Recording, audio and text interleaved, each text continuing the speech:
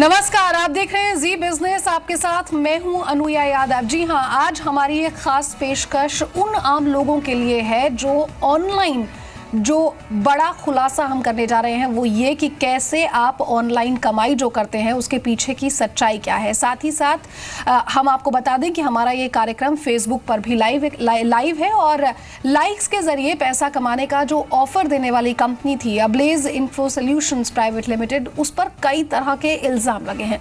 इस कंपनी पर 6.5 लाख लोगों को धोखाधड़ी का शिकार बनाने का आरोप लगा है।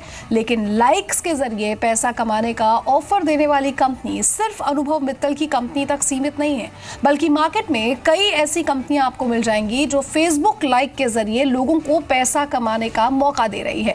और इतना ही नहीं, कुछ कंपनियां वीडियो व्यूइंग और लाइक्स का भी ऑफर दे रही हैं। इस सोशल ट्रेड इसे कहा जा रहा है। लिहाजा ऐसी कंपनियों की भरमार और लोगों की भारी दिलचस्पी ने यह बहस जरूर छेड़ दी है कि आखिर ऐसी स्कीम सिर्फ आई वॉश है या फिर सच में कोई बिजनेस मॉडल है जिसे गंभीरता से लिए जाने की बेहद जरूरत है। ऐसी स्कीम्स में लोगों के अरबों रुपए फंसे हुए हैं। लिहाजा मामला गंभीर है और वक्त की नजाकत के मद्देनजर इसकी पड़ताल बेहद जरूरी है। हम आगे बढ़ेंगे, लेकिन उससे पहले हम आपको ये भी बता दें कि तमाम खास मेहमान हमारे साथ यहाँ चर्चा के लिए जुड़ेंगे। पीएच पारेख जो कि सीनियर एडवोकेट हैं सुप्रीम कोर्ट के, वो हमारे साथ यहाँ पर जुड़ेंगे। कंज्यूमर एक्टिविस्ट राम खन्ना भी हमारे साथ जुड़ेंगे। साथ ही साथ लीगल एडवाइजर सुमित अग्रवाल से भी हम फोन लाइन पर संपर्क करेंगे। मेरे सहयोगी प्रकाश प्रियदर्शी जिन्होंने पूरी की पूरी रिपोर्ट तैयार की है, उनके पास भी मैं आपको लिए चलूंगी। लेकिन पहले आप देखिए कि आखिर प्रकाश की पूरी रिपोर्ट है क्या। नोएडा के सेक्टर 2 में स्थित इस बिल्डिंग में वेब वर्क नाम की कंपनी का ऑफिस है। ये लोग अपने पैसे वापस लेने के लिए कंपनी के ऑफिस के बाहर इकट्ठे हुए हैं। ये वो पैसा है जिन लोगों ने वेब वर्क के 5 पैकेजों में लगाया था। पैकेज मतलब अलग अलग अमाउंट की स्कीम जिसके लिए आपको एक फीस अदा करनी होती है और उसके बाद आप इसके मेंबर बन जाते हैं। इसे आप लाइसेंस फीस भी कह सकते हैं, जो 5,000 रुपए से 1 लाख रुपए के बीच है। मतलब जितनी ज्यादा लाइसेंस फीस उतने ज्यादा लाइक्स मिलेंगे और जितने ज्यादा लाइक्स मिलेंगे उतनी आपकी कमाई होगी। लेकिन इस काम में भी कुछ लोगों को भारी दिक्कतों का सामना करना पड़ रहा है। 5 आईडी लगाई है, इसमें 5,75,000 मैंने इन्वेस्ट किए हैं। जनवरी तक दिसंबर तक तो काफ़ी अच्छे से पैसे आ रहे थे। अभी जनवरी से जब से साइट का अपडेशन चल रहा है तो थोड़े बहुत अभी दिक्कत आ रही थी अभी। बट जनवरी से 23 जनवरी से जो मैंने आईडी लगाई हुई थी उनका 1 भी रुपया नहीं आया है। और उसके बाद जो पहले आईडी लगाई हुई थी उनका करीब 1,000 रुपए आए हैं। चाहिए रोजगार के लिए हमने हमारे लिए एक उम्मीद आई। हमने उम्मीद के ऊपर हम लोग उतर मुड़ गए, लेकिन उम्मीद से वहाँ से हमारा सपने टूट गए। मगर मुझे कोई तकलीफ नहीं है। मैं कंपनी का पूरा ट्रस्ट करता हूँ।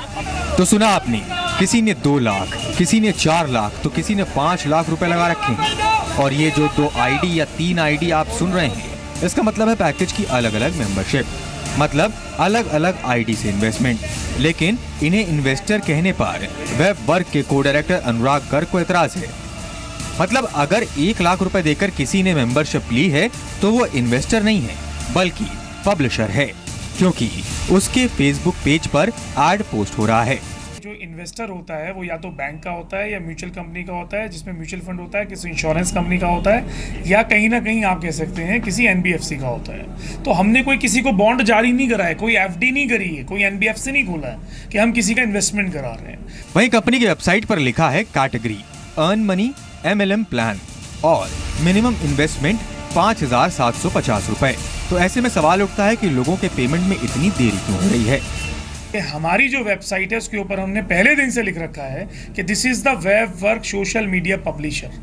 और अगर हम इसे लिख के काम कर रहे हैं तो ये काम है, वर्ल्ड में इस काम को करा जाता है। लेकिन सवाल ये है कि पैसे सभी मेंबर्स के अकाउंट में आते हैं।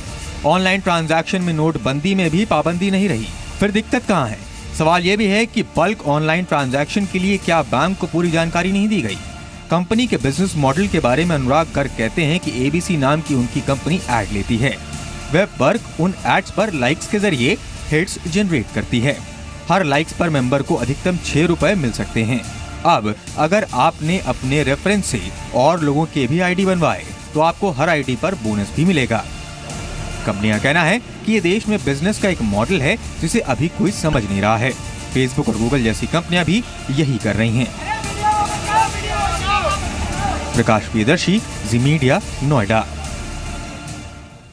अब कंपनी जो है वो इसे बिजनेस मॉडल बता रही है। मेरे सहयोगी गौरव आपको समझा रहे हैं कि आखिरकार ये कंपनी कैसे काम करने का दावा करती है। करोड़ का घोटाला लोग अभी भूले भी नहीं थे कि नोएडा की एक और दूसरी कंपनी पर कुछ ऐसे ही आरोप लगे हैं। कंपनी का नाम है वेबवर्क। आज इस कंपनी के नोएडा दफ्तर पर कुछ लोगों ने प्रदर्शन किया है और अपने पैसे वापस मांगे हैं। इस कंपनी पर भी आरोप है कि लोगों को लाइक्स के जरिए पैसे देने का ये दावा करते हैं और इनकी एक कंपनी है sister concern company ABC associates. ये कंपनी लोगों से ये एडवर्टीजमेंट लाते हैं और वेबवर्क नाम की कंपनी ये लोगों को कहते हैं कि आप लाइक्स करिए। इनके 5 पैकेजेस हैं, आप इनकी वेबसाइट देख सकते हैं। ये 5 पैकेजेस हैं। इनकी वेबसाइट तो वैसे ये है, आप देख सकते हैं, लेकिन ये 5 पैकेजेस कौन से हैं ये आप देखिए, जिसके जरिए लोगों को ये मेंबरशिप देते हैं और कहते हैं कि हम उनसे इन्वेस्टमेंट नहीं ले रहे, वो पब्लिशर हैं हमारे। 5,750 रुपए का मिनिमम पैकेज है, 12 महीने यानी साल भर की मेंबरशिप है और मैक्सिमम पैकेज है 1,15,000 रुपए का, यहाँ भी 12 महीने की मेंबरशिप है। फ़र्क क्या है? 5,750 रुपए वाली मेंबरशिप में यह आपको डेली 10 लिंक भेजेंगे और उन 10 लिंक्स को आपको लाइक्स का करना होगा और मैक्सिमम 6 रुपए पर लिंक के हिसाब से ये दावा करते हैं कि आपको पैसे दिए जाएंगे। और जैसे ही आगे बढ़ेंगे यानी 11,500 का जो पैकेज है उसमें 20 लिंक भेजे जाएंगे। उसके ऊपर 28,750 का जो पैकेज है उसमें 50 लिंक भेजे जाएंगे रोज़ाना। 57,500 रुपये का जो पैकेज है उसमें 125 लिंक रोज़ भेजे जाएंगे और जो मैक्सिमम अमाउंट वाला रजिस्ट्रेशन पैकेज है 1,15,000 रुपये वाला, उसमें 300 लिंक रोज़ भेजे जाएंगे और इस हिसाब से आपको पैसे देने के दावे किए जाते हैं, लोगों को पैसे देने के दावे किए जाते हैं। अब क्योंकि ऐसा ही एक बहुत बड़ा घोटाला नोएडा में आ चुका है और ठीक कमोबेश उसी तरह का एक और कारोबार करने वाली कंपनी सामने आई है और जिसके दफ्तर पर भी लोग पहुंचे हैं और उन्होंने अपने पैसों की मांग की है, तो सवाल उठ खड़े हुए हैं कि आखिर कितनी कंपनियां हैं जो इसी मॉडल पर काम कर रही हैं और लोगों के खून पसीने की कमाई को ठगने के उन पर आरोप लग रहे हैं। इस मामले की भी अब तह तक हम जाएंगे और आपको इसके बारे में पूरी जानकारी देंगे। चलिए, हमारे साथ पीएच पारिक साहब जुड़ गए हैं जो कि सीनियर एडवोकेट है सुप्रीम कोर्ट के। पारिक साहब, बहुत बहुत स्वागत है आपका जी बिजनेस पर।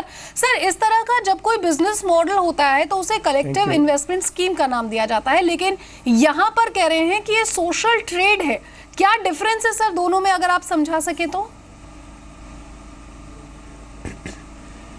देखिए, पहले मैं आपसे ये कहना चाहूँगा कि कोई भी बिजनेस कोई आदमी कर सकते हैं और कोई कंपनी कर सकती है, जहाँ तक कानून में उससे कोई मना नहीं है। लेकिन सिविल भी लॉ है, क्रिमिनल लॉज है और स्पेशल लॉज भी है।